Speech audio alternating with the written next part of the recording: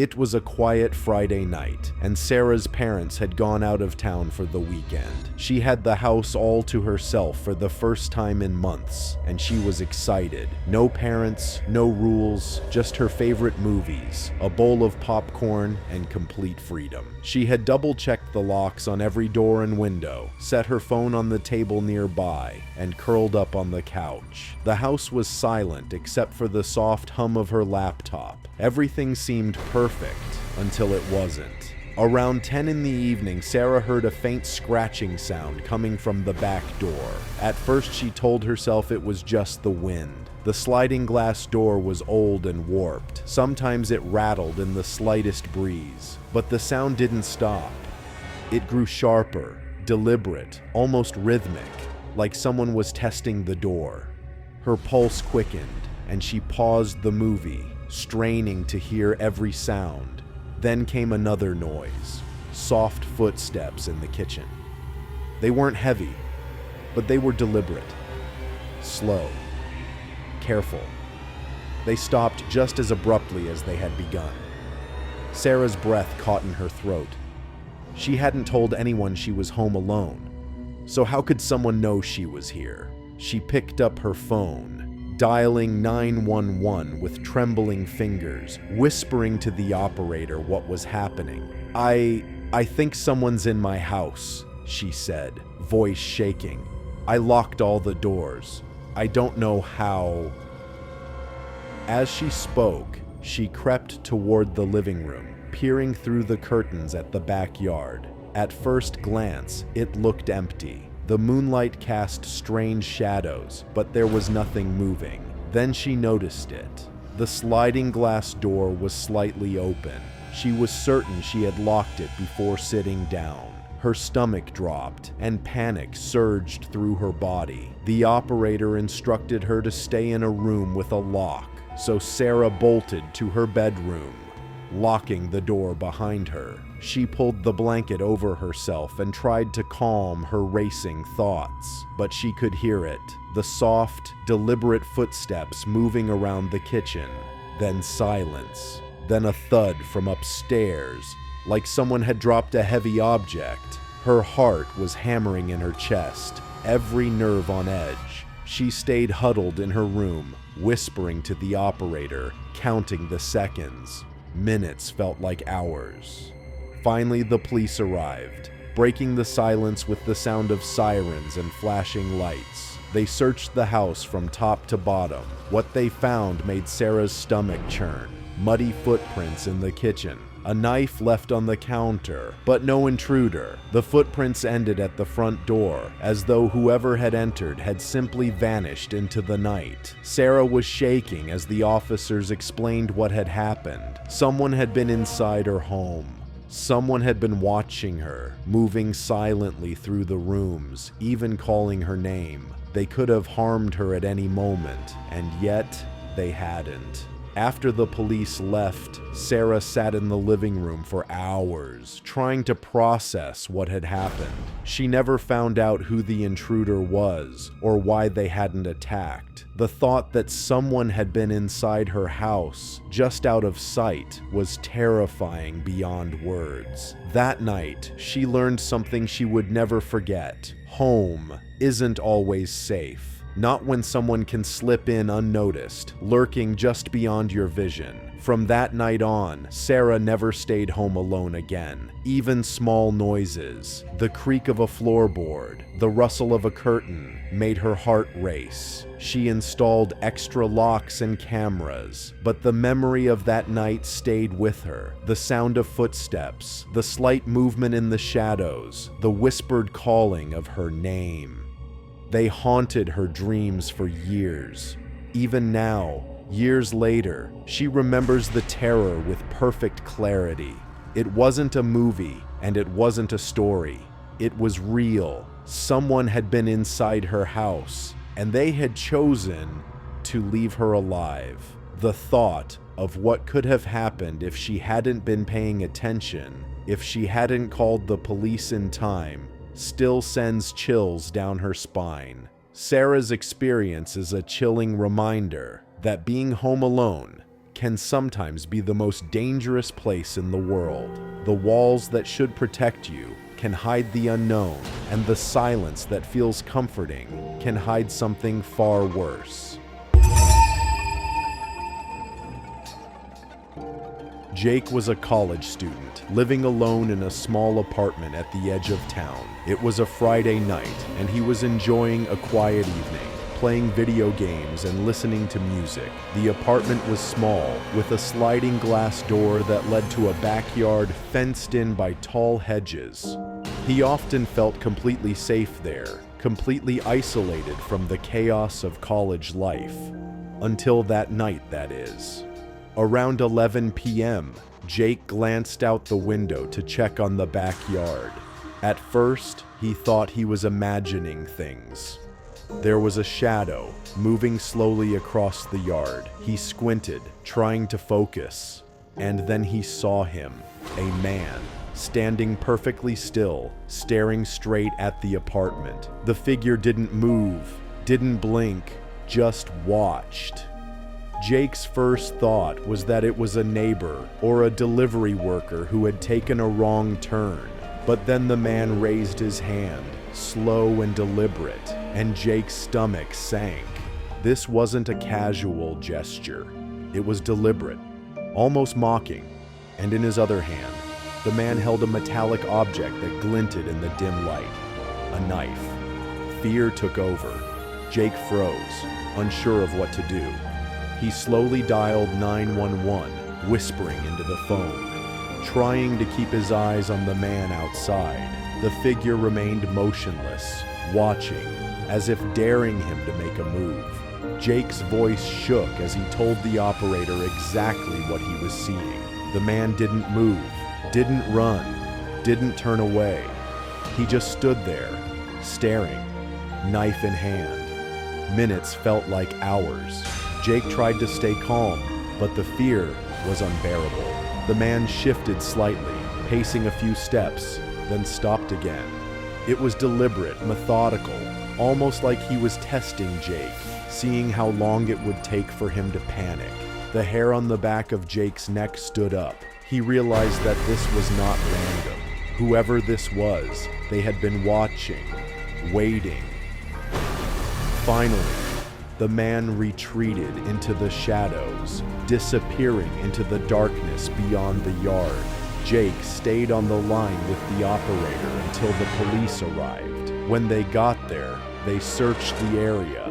There was no trace of the intruder, but footprints in the grass confirmed that someone had been there, pacing slowly, deliberately, outside Jake's apartment. The next morning, Jake inspected the backyard. Fresh scratches on the fence revealed that the man had tried to climb it, or at least touch it. Every detail, the shadowy figure, the knife, the deliberate pacing, stayed with him. Even thinking about it made his stomach churn. He realized that someone had intentionally singled him out, invaded his space, and then vanished without explanation. Jake couldn't shake the feeling of being watched. Every night after that, he triple-checked the locks, peered out the windows, and kept his phone in his hand.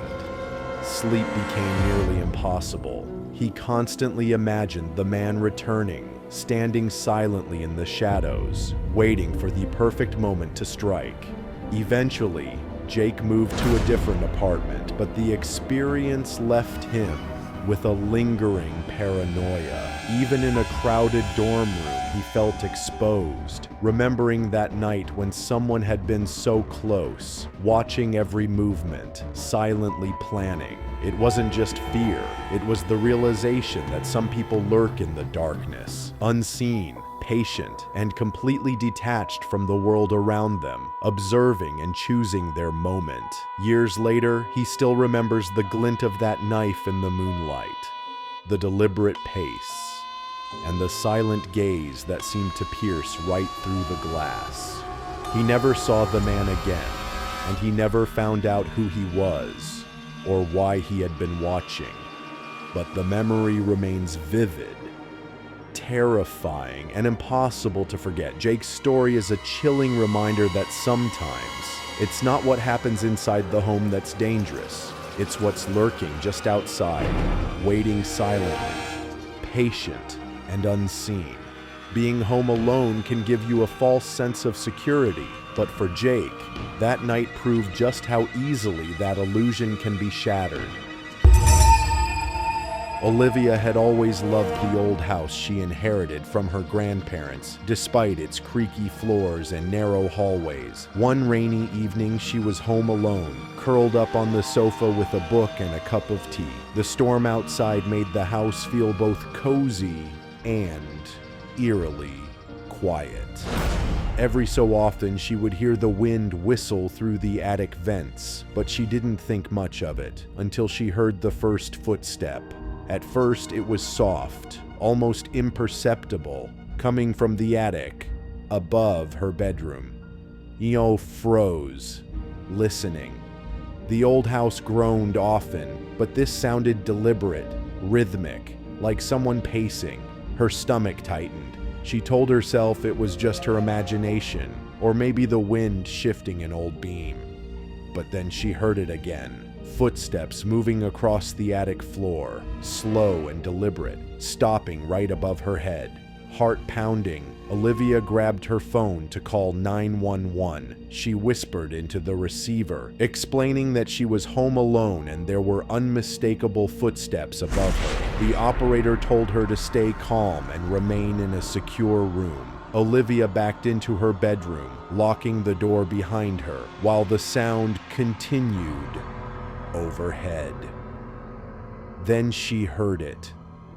A faint creak, followed by the soft dragging of something heavy. The footsteps weren't random. They were pacing, deliberate, almost like someone was searching for something or someone. Olivia clutched the phone, trembling, praying that it was just the house settling. But deep down, she knew it wasn't. Minutes passed, each one stretching endlessly. Then came a sudden loud bang, like something had fallen in the attic. Olivia's cat bolted from the room in terror. She could hear scratching sounds now, clawing at the wooden floor above, her blood running cold. Whoever, or whatever, was up there knew she was home alone. The police arrived quickly after her frantic call. They searched the house from top to bottom, including the attic. To Olivia's relief and fear, they found no one. The attic showed no sign of entry. The windows were locked, the vents secure, and the floorboards undisturbed aside from the ordinary creaks of age. No intruder had been there, yet the sounds had been undeniable. Olivia never stayed home alone again. She installed motion sensors, extra locks, and even a camera in the attic. But the fear remained. Every shadow, every unexplained sound made her heart race. She later admitted that the worst part wasn't the possibility of an intruder.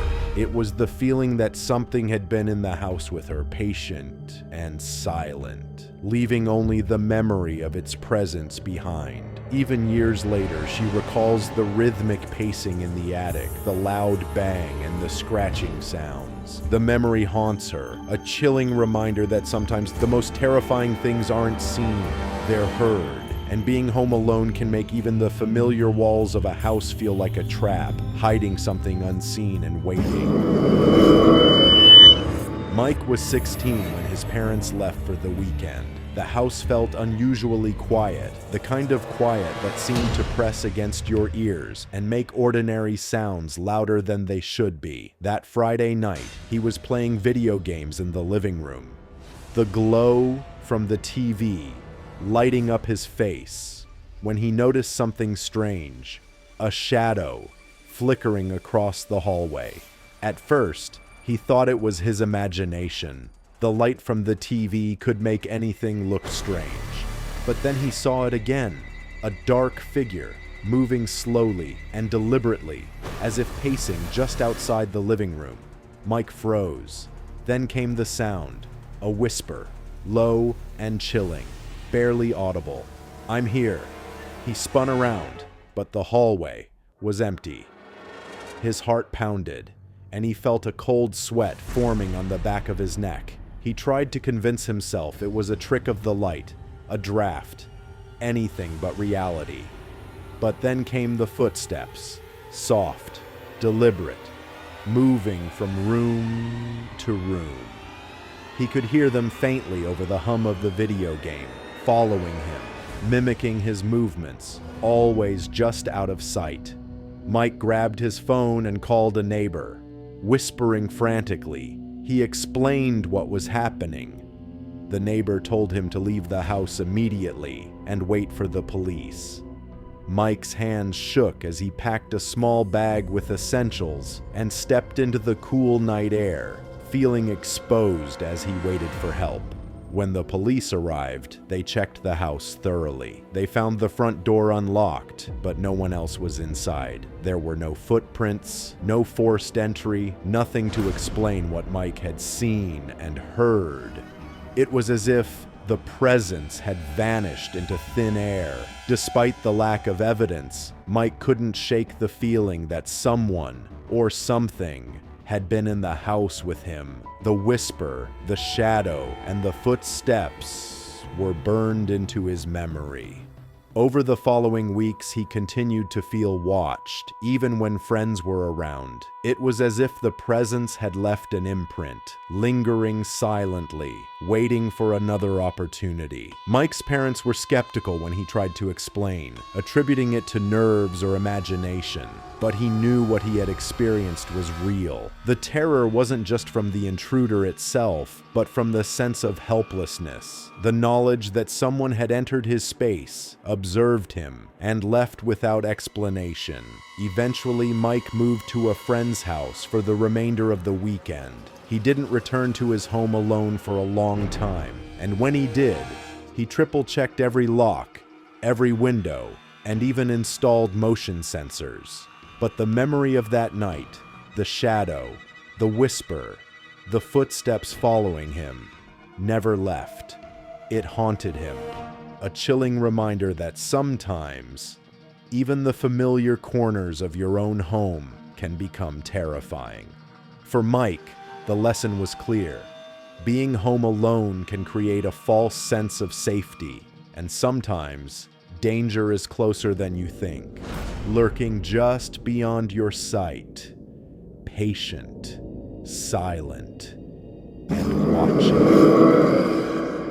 Emily was home alone one evening when she heard a faint tapping at the window. At first, she assumed it was a branch brushing against the glass or the wind rattling the frame. But when the tapping continued, slow and deliberate, her stomach tightened. She had a bad feeling, a gut instinct telling her that something wasn't right. Her dog, normally calm, growled low in her throat, ears perked, staring at the window. Emily cautiously approached, trying to peer through the blinds without drawing attention to herself. That's when she saw him. A man standing in the yard, just beyond the glow of her porch light. He didn't move. He didn't blink. He just stared at her. Emily froze, her heart hammering. She grabbed her phone and dialed 911, whispering to the operator, barely able to keep her voice steady. The man remained in the yard, unmoving, as if aware that she was watching him. His gaze was fixed on her, and for a terrifying moment, it felt like he could see right into her living room, right through her. Minutes passed, or maybe it was hours. It was impossible to tell in the haze of fear. The man shifted slightly, pacing slowly along the fence line, then stopped, always staring, always watching. Emily's hand shook as she moved to lock the remaining doors and windows, afraid that any sudden noise might provoke him. When the police arrived, the man had vanished. They searched the neighborhood but found no trace of him. No identification, no footprints, nothing to indicate who he was or why he had been watching her so intently. The officers reassured her, but the unease remained. Emily couldn't shake the feeling that someone had been observing her, studying her habits, learning her routine, all while remaining completely unseen. That night, she barely slept. Every sound, the wind against the house, the rustle of leaves, even her own heartbeat, felt amplified, as if it might alert the intruder that she was awake. For days afterward, Emily avoided looking out the windows alone, afraid she might see those same eyes staring back at her. Eventually, she moved to a different house, unable to bear the memory of someone standing silently in her yard, watching. But the terror didn't end with the move. Even years later, she recalls the cold, unwavering stare, the feeling of being hunted while she was supposedly safe in her own home. It's a fear that never fully leaves, a constant reminder that danger can sometimes be closer than it appears, lurking silently in the shadows, waiting for the right moment. Emily's experience is a chilling lesson. Being home alone can give a false sense of security, and sometimes the threat isn't inside the house. It's just outside, watching, patient, and unseen. If these stories gave you chills, remember, you're never truly alone. For more terrifying true horror stories that will keep you up at night, subscribe to Creepy McGee and turn on the notification bell. Lock your doors, check your windows, and stay alert, because sometimes the real horror is waiting silently just out of sight.